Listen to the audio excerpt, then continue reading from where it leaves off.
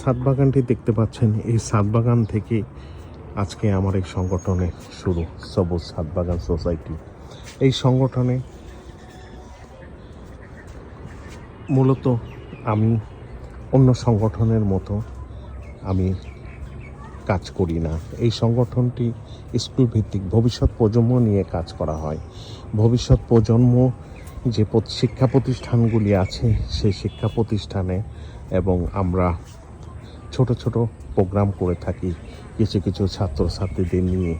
সেই প্রোগ্রামগুলি হলো তাদের সবুজায়নে আগ্রহী করে তোলা, সবুজ সম্বন্ধে তাদের ধারণা দেওয়া এবং কেন সবুজ প্রয়োজন এই বিষয়গুলো তাদেরকে জানানো হয় শিক্ষা প্রতিষ্ঠানগুলি ছোট্ট প্রোগ্রামের মাধ্যমে। এবং সেই প্রোগ্রামেই তাদেরকে সব কিছু জানানোর পরে তাদেরকে কিছু সবুজ রিলেটেড গাছ তাদেরকে গিফট করা হয় সবুজায়নে আগ্রহী করা তোলার লক্ষ্যে। এভাবে সবুজ ছাদ বাগান সোসাইটি কার্যক্রম পরিচালিত হচ্ছে পুরো বাংলাদেশে।